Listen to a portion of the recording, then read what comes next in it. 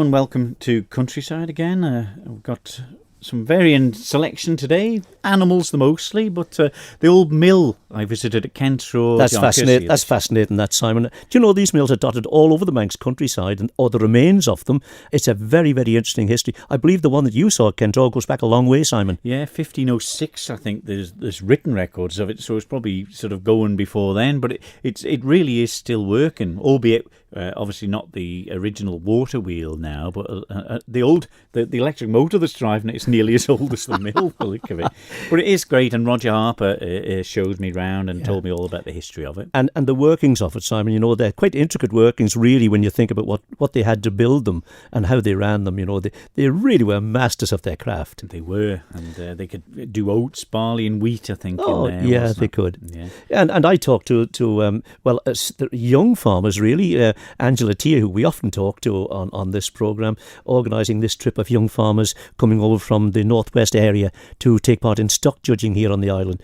And as Angela was saying, it really will be a showcase for Manx farming to young farmers who are looking forward to the future. And it's funny because it must be a daunting scenario. I know when I was part of the Young Farmers, when they went away to stock judge, it was such unfamiliar territory. I suppose here you knew everyone's animals and you were sort of familiar with seeing them. For them to come over and they'll be seeing different breeds and different types and different ways of looking after them, I suppose. And it's a very good way of showcasing what the Isle of Man is and what Manx farming is. You know, what livestock we have got here, and these are enthusiastic young people, vibrant young people in the Young Farmers Movement actually involved in farming. Yeah, and we said about the different breeds, and also you were at Belinda Cools, weren't you? Yeah, it's interesting to see Belinda go back now and be enthusiastic about shorthorn cows. Now, I remember her grandfather, Donald Cameen in Canay, a breeder of shorthorn cows and an enthusiast himself. But then it all waned, it went black and white, from Friesians and then to Holsteins and now various crosses. But it's interesting to hear Belinda and her friends saying why they're going back to shorthorns in this modern time, and our friends in England are exactly the same. Yeah, nobody breeding longhorns. Not here yet. Have you heard of them, though? Oh, I've heard of them, Simon, yeah. Oh, yeah, we've heard of them, but I wouldn't care to sort of encounter them in a stall tied by the neck as shorthorns were, Simon. And also, I visited the wildlife park at the Curragh in Ballaugh because Sarah Tia Cameen, who looks after the lemurs there, they've just bred a gentle lemur, which are one of the critically endangered animals around the world, and it's been successfully bred at the park. So wonderful news there, isn't it? And here's the Isle of Man playing its part in the succession of rare species, you know, and it really is good. The Isle of Man is putting itself on the global map nowadays. And it just shows as well that people, the staff, I mean, Kathleen Graham, the general manager, told us as well that she's so proud of the staff who get on with that, and they just love it to death. They're studying them all the time in their own time to find out a bit more about them. And this has paid dividend to help to look after them. Yeah, and I think it's worth saying, Simon, that if you haven't been to the wildlife park recently, it's well worth a trip now, because I went there with my grandchildren, was it last year? Absolutely superb. A real family day out now at the wildlife park. It certainly is. Well, sit back and enjoy this week's Countryside.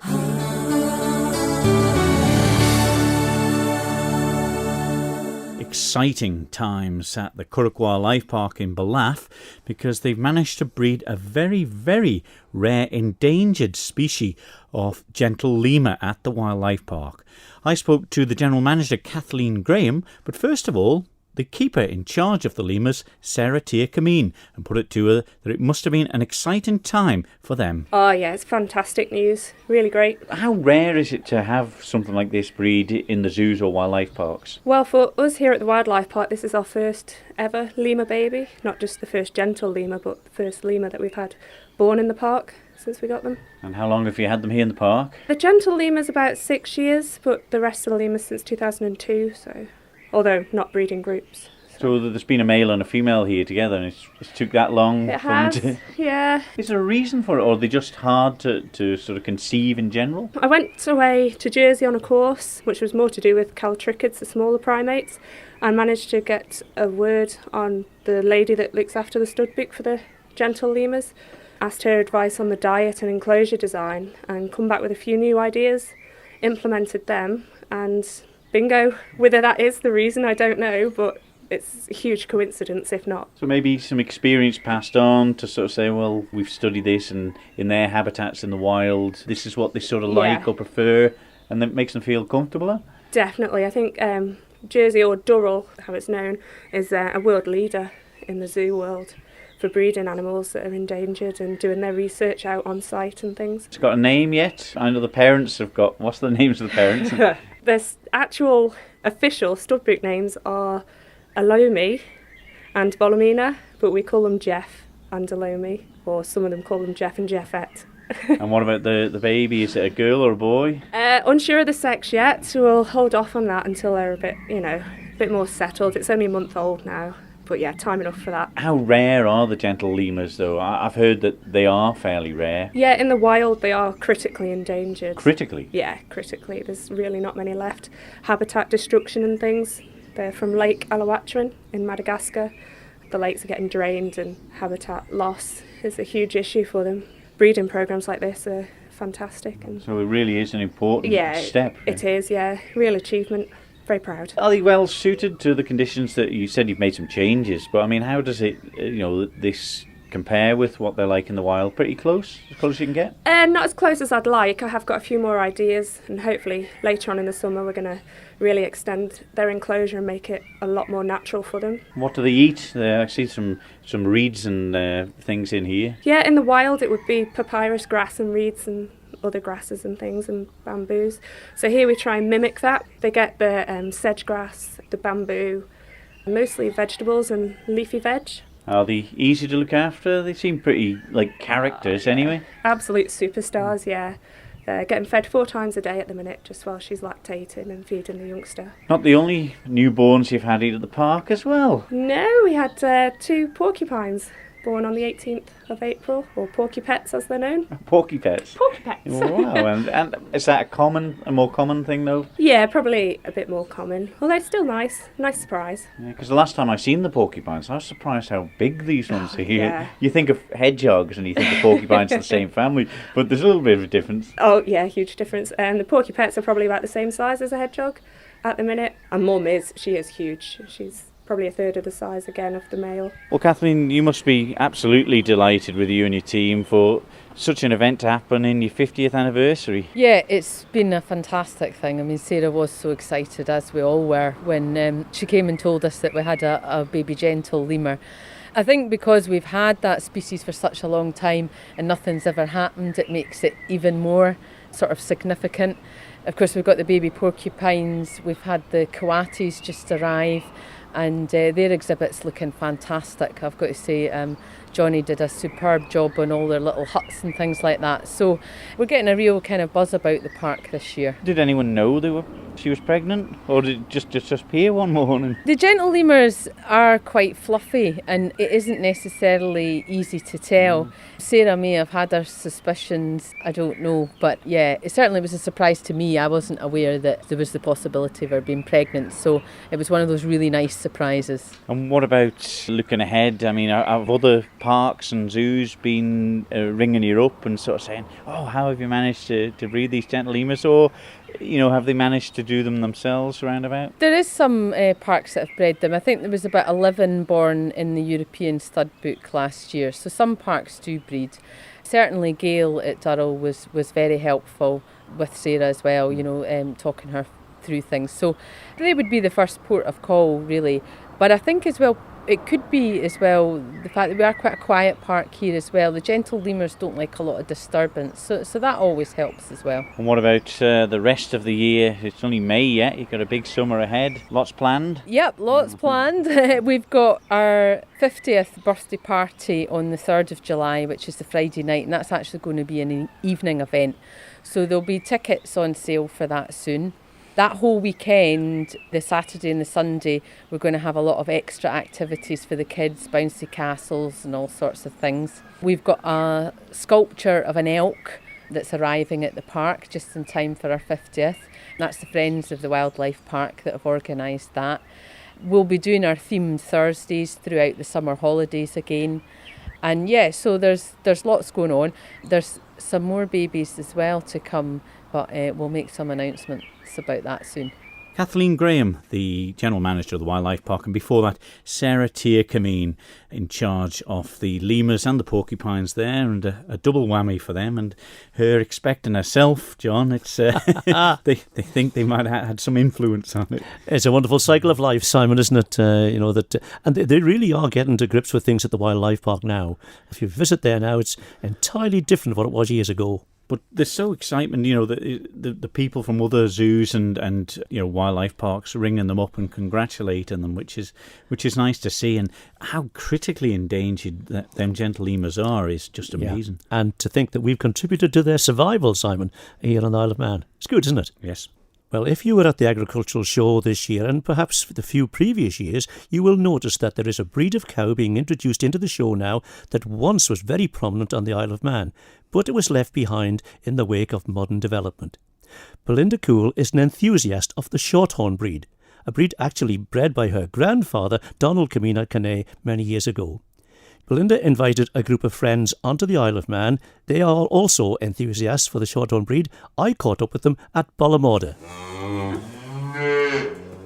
We've got a group of 17 Shorthorn enthusiasts have descended on the Isle of Man for a weekend of viewing cows, generally doing a bit of tourist viewing and eating and socialising. But it is the Shorthorn interest that's at the bottom of it all, That's, isn't I believe that's tied them all together, yes. it? And you yourself, you bring Shorthorn cattle to the shows and we see you parading them there? Yeah, we've had great fun with our Shorthorn cows. We've had some lovely animals. Yeah, enjoy showing them off to the general public. There's horses for courses, and certainly the Shorthorn breed suits our farm and practices very well. Is that at the bottom of them, that it actually suits what you're doing? Yes, it's trial and error with everything, isn't it, in agriculture, and they suit the system very well. They're very hardy, they're good grazers, they've got good feeding legs. We try to keep good udders on them, and yes, Once upon a handled. time, in the traditional time, they were known as a dual-purpose breed. Is that still the case? Well, you could say, because one of the bonuses of the Shorthorn cows is that the bull calves do have a value, and we finish them all. And that's important. Yes, it is to Now, us. can you yeah. introduce me to some of the people that you've brought onto the island and who are enjoying your hospitality here? Got Mr. John Teasdale from Dumfries. Dumfries. Kirkbeat, Dumfries, yes. Right, it's good farming country. We're right on the coast. So what's farming like in Dumfries these days? Well, everything's all right apart from the price of the milk. You know, the milk price has gone down by a third, which isn't very good and sustainable. And what can you do about it? We can't really do anything about it. The only advantage we have, because we have short-horn cattle, is the value of our bull calves. They're worth £200 at a month old, plus the fact we get a beef subsidy on the bull on all our shorthorns in Scotland. It's a Scottish thing. Plus the fact then we could put like an Angus bull on some of our worst cows or even on the heifers, and we sell them with calves at foot, and last year we averaged about £1,900 a piece for the outfit. Plus the fact our average cow has 7 calves in its lifetime. So there's little depreciation on that. That's right. This is why we can sell the Anguses, crushed shorthorns with calves at foot. Has it got a future then? I think it's got a future. Well, as long as the price of milk comes up, you know, that's the biggest problem at the moment. I mean, when we moved to Scotland 25 years ago, in 20 miles down our road, there was 26 dairy herds.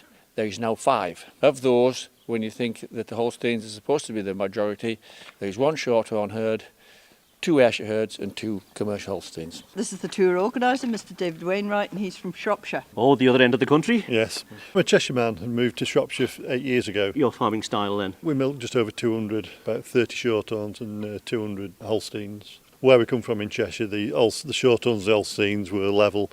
We've moved down into Shropshire feeding a different way, where the Shorthorns are just struggling a bit at the moment. So we're having to put more blend into Red Holstein to get the quality up in the milk. Why did you introduce Shorthorns then into a Holstein herd? Always had Shorthorns all his life. When my mum and dad started farming in the early 60s, the first cows he bought were Shorthorns, and we've kept them ever since. So they do a job, and they do a good job. Are they 2 herds? No, they all run together, and if they don't cope, they just go. Management's no problem with them. And the Shorthorns are purebred? Well, there's a bit of blended in them now, a bit of Red Holstein coming in through them to get the milk up. So what will persuade you then to stay with the Shorthorns when in fact you've got mostly Holsteins? If the cow doesn't milk, it goes. If it milks, it stays, and the Shorthorns are staying because they milk, and that's the top and bottom of it. And we breed off the good cows, and they get good calves. But I think you've got to agree that's not the trend, is it? I mean, Holstein has it's not the the trend. popular one. No, it's not the trend. No, it's not the trend. I mean, just because we've always had them, and I enjoy them, and I think they do a good job. And that's why we've still got them. Well, Belinda Cool, enthusiastic about the Shorthorn breed, and also her friends from Cumbria and also from Shropshire. Manx Radio's Countryside is brought to you by NFU Mutual. Well, the island's young farmers are noted for their hospitality here on the Isle of Man and for their ability to organise events when they bring large numbers of visitors to the island. One such event will take place in July, when 100 young farmers from the northwest area will come to take part in stock judging at Bollaglonny at Crosby. Hosting it all and setting it all up is Angela Tier, the secretary. Teams from the northern area counties of the National Federation of Young Farmers will take part. The northern area counties being County Durham, Cumbria, Lancashire, Northumberland, East Riding of Yorkshire, and of course ourselves, the Isle of Man. This is going to be a big event. We think there'll be at least 100 young farmers, perhaps more, coming to the Isle of Man. So we'll match that, with our competitors, but also because we're on the island, we want to support our own event. So yeah, it could be a really big event. Now, the young farmers are very, very good at hosting visitors on the Isle of Man and young farmers events, aren't they? Yes. I can think of several. They are. We want this event to showcase just what the Isle of Man has to offer, not only in terms of the best dairy cows to be judged, the best butcher's beef, the best breeding ewes, the best butcher's lambs. We also want to show to these visiting young farmers just what we have got, how we can organise things, how we can look after them, and hopefully even get to show them a bit of the Isle of Man, just so that they realise that we're not just this little rock in the ocean in the middle of the Irish Sea. So you're busy planning for it now. What is likely to happen? What do you hope will happen? Well, hopefully the sun will be shining on Saturday the 18th of July, and at Bollaglonny Farm at Crosby. The Creer family have very generously said we can descend on them for the day. There's junior round and a senior round. The juniors have to judge dairy, beef and sheep. They judge 4 animals in a class, which is traditional to us at Young Farmers Stock Judging. The seniors have to judge, again, the dairy, beef and sheep, but they have to judge 6 animals in a class, which makes it a little bit harder. And certainly for our guys on the Isle of Man, that's quite new to us. And will they have to give reasons? They have to give reasons on every class, and they have to complete an animal health and husbandry questionnaire. Now, I've had a couple of practice ones sent through to me, and I couldn't resist having a go. And I managed to get about 12 out of 20. So if I can do that, pretty certain that the competitors can do better. And will you have official judges? We will have official judges. We have to have stewards. We have to have a chief steward. There's a lot of boxes to tick to get this event up and running. How many people on the island then will be involved in this, Angela? Will all the young farmers be involved? I'd like to think that all the young farmers will want to be involved in it. It's one of those things, if you don't take part in it, you might regret it and think, oh, I wish I'd have done that now. But we do need stewards. We will need help setting the event up. We'll have to obviously get some gates and things for pens. Even things like, a bit of manual labour, we'll need help with that. Brenda Skillicorn and her family will be doing the catering on the day. We're looking at help from the Hampton family down at Bolla Whetstone, because that's where we're going at night for one of the famous young farmers' parties.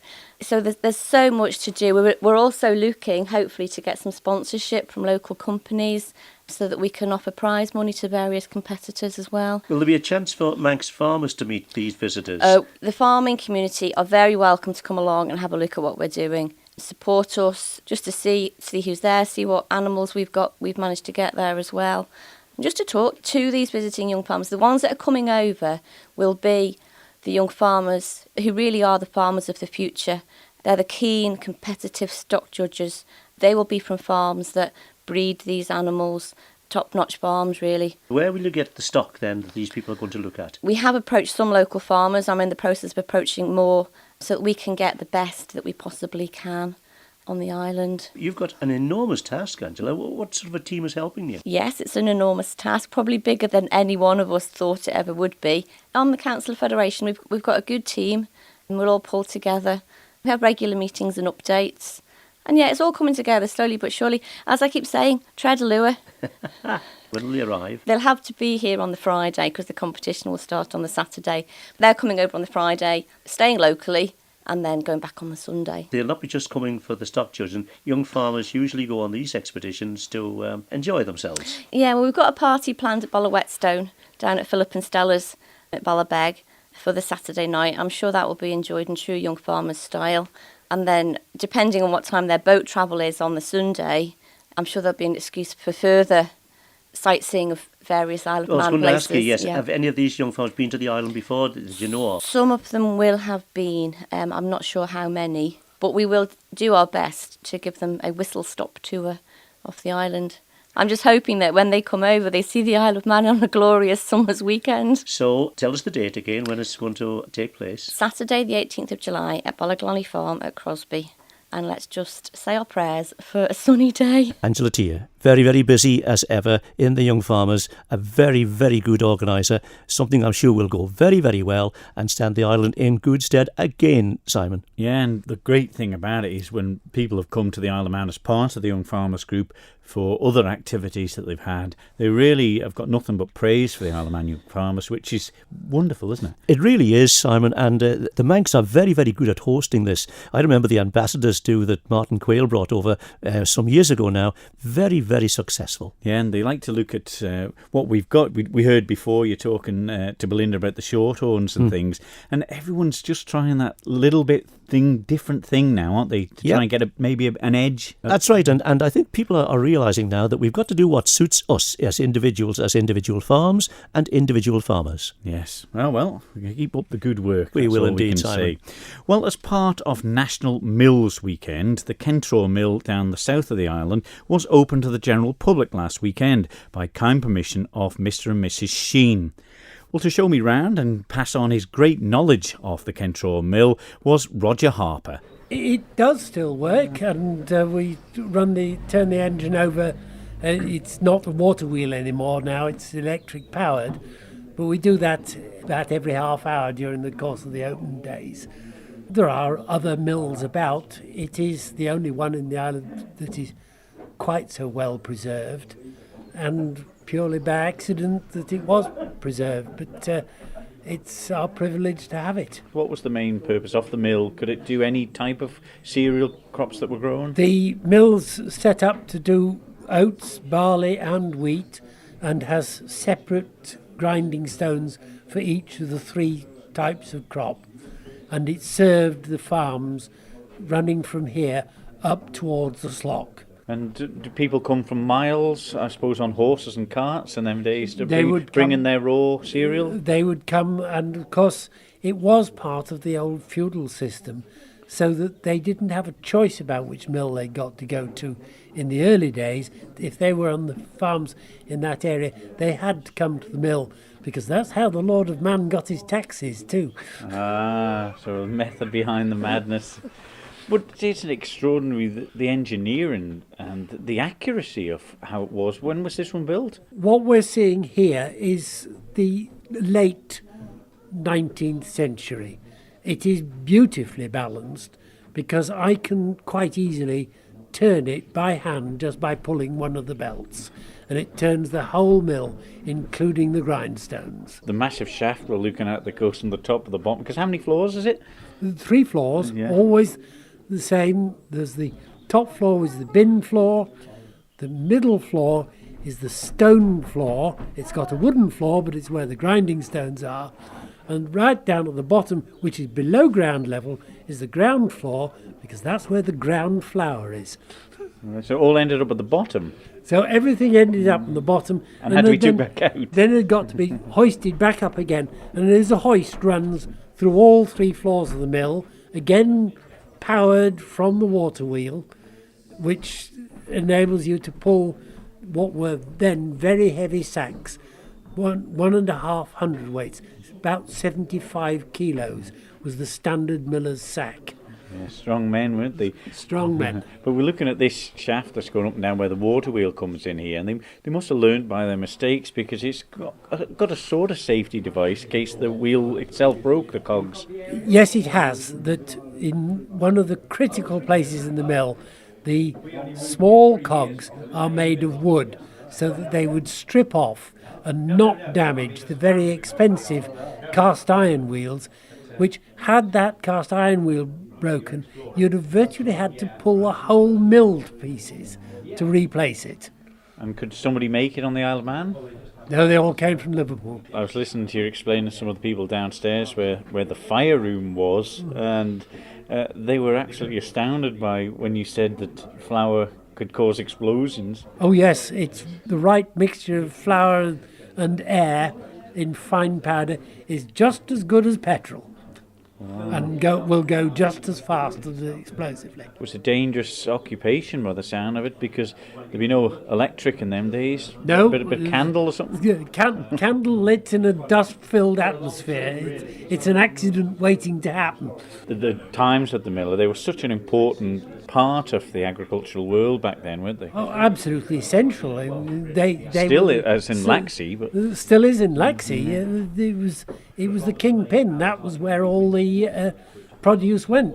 It's interesting that, in a way, it was very eco-friendly. You got water, total renewable power in your water, and everything that came in through the mill door went out and was reused again, either as the flour for human consumption, or all the chaff and the grits and everything else all went back onto the animals to feed the farm animals as well. So it was very eco-friendly system. is it just this time of year that it's open to the public? It's always just these two-week fortnight in May. But if anybody has got a party that want to come and look round the mill, then either get hold of Elizabeth Sheen, or if they can't, they can get hold of me, and I will arrange it and would very happily show individual parties round the mill. It'll take about 3/4 of an hour. It's an interesting evening out if somebody wanted to come. Roger Harper giving me the information on the Kentraw Mill and a fabulous insight into it. And it's wonderful to see it working as well, John, isn't it? 1506 it was first opened, they think. And, it brings back memories. I remember my dad bringing the oats to Mulcrane at the Glen Helen place. That's right. Oh, yeah, we did. But I can go back a long way to the mill in Lower Foxdale, Simon, operated by Harry Kegg then in those days and his family. And I can remember bringing oats up with my father, and they could mill them into porridge that we would have for breakfast the following morning. Would you? With this fresh milk from the cow, not pasteurised either? No, and we survived, Simon. Yes, you're 52 now. You've done well. Yeah, well, done well, yeah. Wonderful that, but it was a great sight to see. Manx Radio's Countryside is brought to you by NFU Mutual. Well, that's it for this week's Countryside. I'm sorry about the reference that you were there, the opening of when the Kentraw Mill first opened, John. That was before the Armada, Simon. Okay. That's all from this Countryside podcast. We'll see you next week.